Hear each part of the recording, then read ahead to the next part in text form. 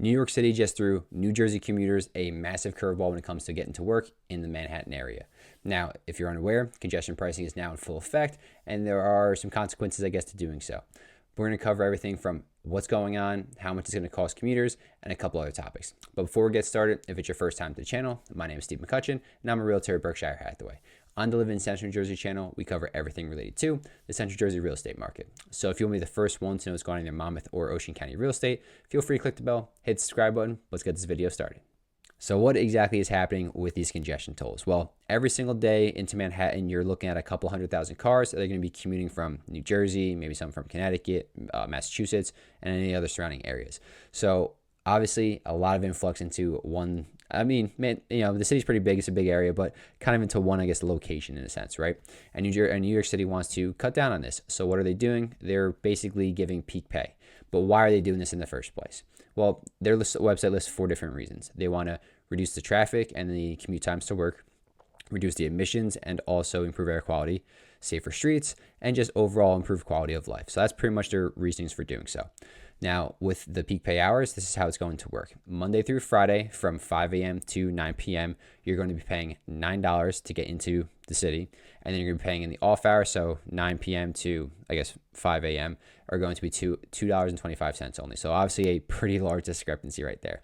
On the weekends, it changes slightly. You're going to pay the same amounts, but the time just changed. Instead of starting at 5 a.m., it's going to start at 9 a.m. and it still runs to 9 p.m. too. So that's basically just the only difference is the morning hours at that point. Now, where are these tolls being charged to, or who are they going to be charged to?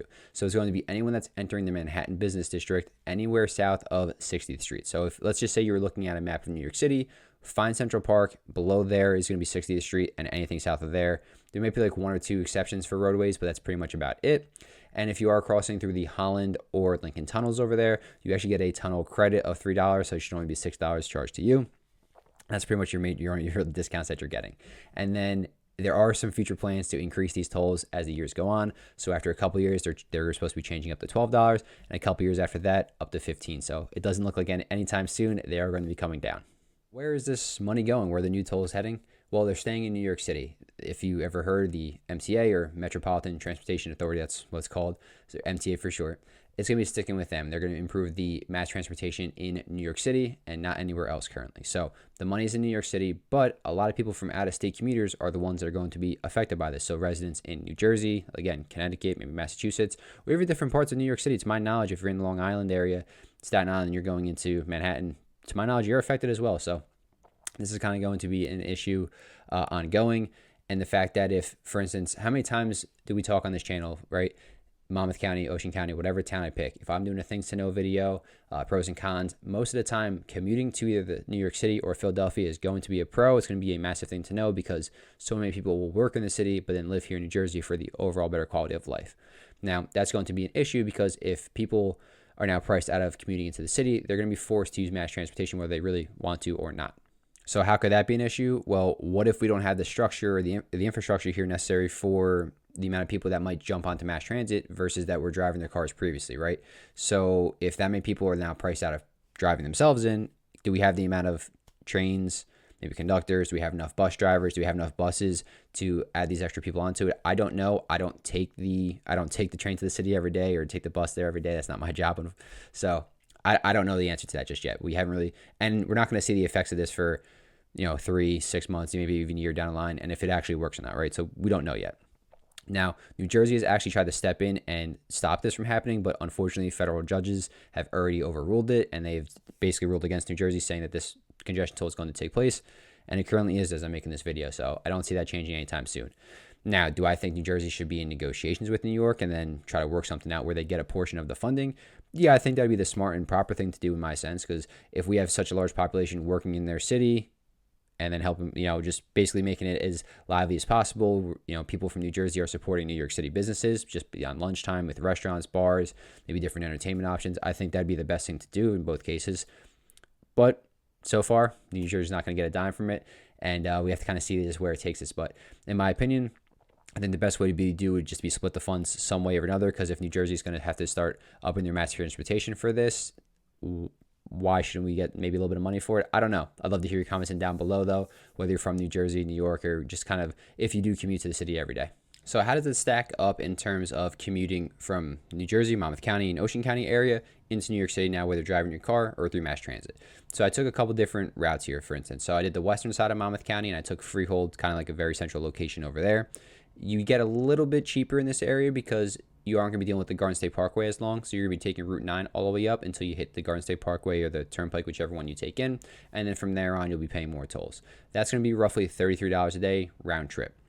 If you're on the eastern side of Monmouth or you're coming maybe from Ocean County, I took my location in Northern Brick, and you're going to be looking at anywhere between about $35 to $45 depending on which route you have to take into Manhattan. So that can be pretty costly right there. And then that's only going to be because, again, for instance, you're going to be taking the Garden State Parkway, so you're going to be on a toll road longer than you would be on the western side of Monmouth. So there's a difference between, I guess, East and West Monmouth in that sense. Overall, let's just take that at $35 a day for the most part. And I'm going to read off a couple different options, whether you're taking the train, the bus, or even the ferry. So apologize if I'm not looking directly at the screen real quick. I just have everything written down in front of me. But essentially, let's just say you're traveling Monday through Friday to work and you're commuting into the city. $35 a day, whether you're driving, not accounting for gas or any type of parking passes on this one. It's just about $700 a month.